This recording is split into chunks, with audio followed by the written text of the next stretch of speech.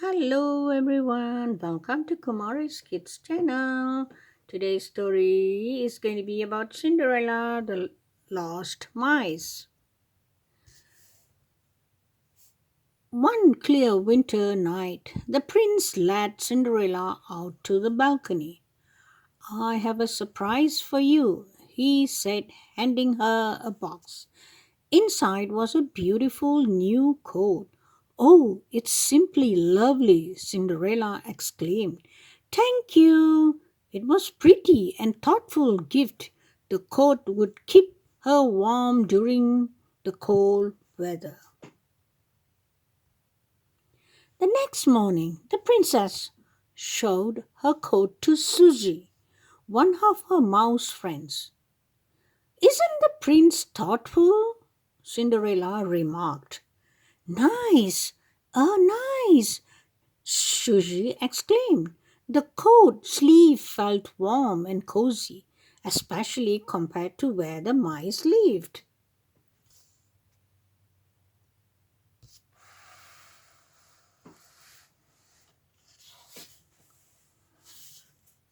A few minutes later, Jack and Gus went into Cinderella's room. It had been a chilly night in the attic, and the mice were still shivering. Cinderly, Cinderly, Jack called.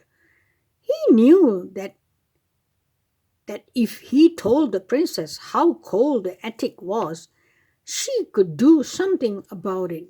But she was rushing off to get dressed for a tea party, so she didn't hear her.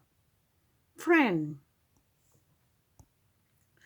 Jack sighed. It was too cold for the mice to stay in the attic much longer. Cinderella had always been very kind to the mice, and Jack was sure she would want them to be warm.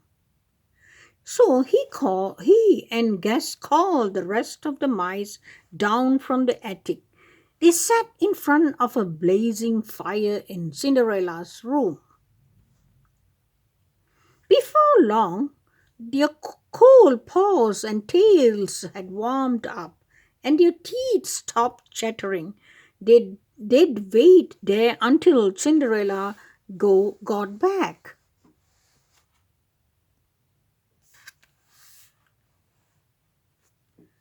Soon the new housekeeper came in to clean the room.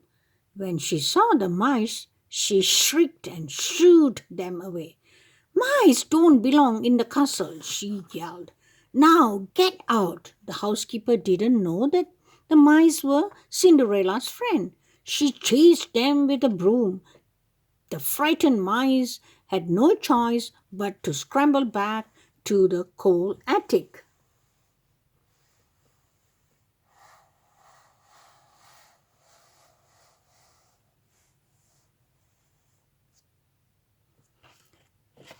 Brrr! Gus began to shiver. As soon as the mice were safely upstairs, the mice really needed the princess' help. But how would they be able to speak to Cinderella when they were afraid to set foot downstairs? Um, Suddenly, the castle gardener bragged through the attic door. Before the mice knew what was happening, he had trapped them. Now, take them outside. They heard the housekeeper say, take them far away so they never return. Meanwhile, Cinderella's tea party had ended, and she and the prince were out riding. As the horses trotted through the countryside, they saw the castle gardener tending to something in one of the fields. Hello, the prince called out. It's much too cold to be working outside.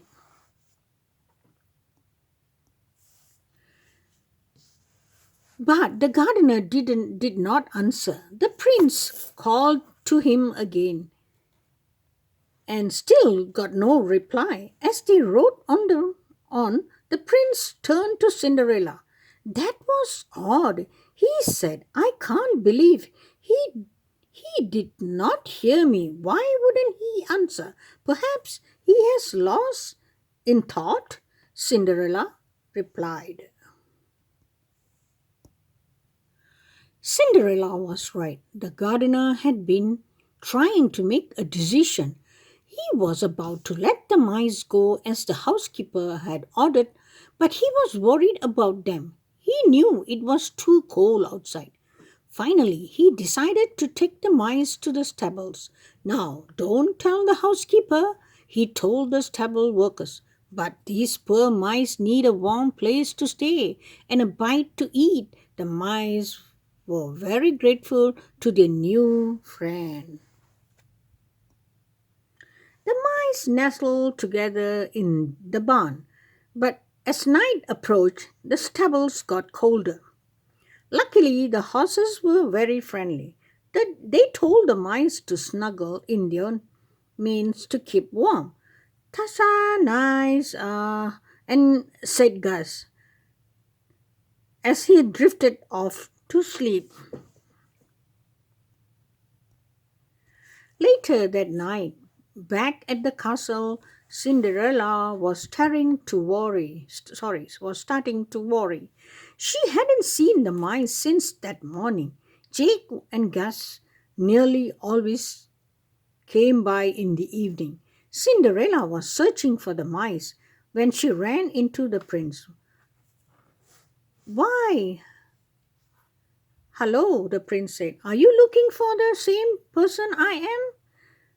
Why not? I don't think so, Cinderella replied. I'm looking for the mice.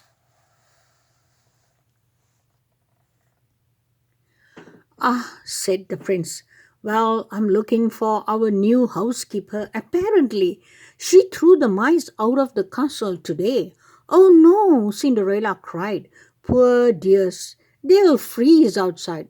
Don't worry, the prince said. The mice have found a new friend. He told Cinderella what what the gardener had done.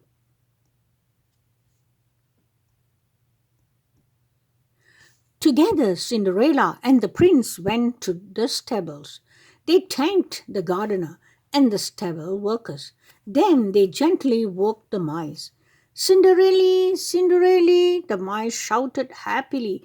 Cinderella was relieved to see her little friends safe and sound. Though the stables had been nice, the mice were glad to return to the castle. From then on, Cinderella made sure the mice always had a warm place of their own in one of the main rooms of the castle.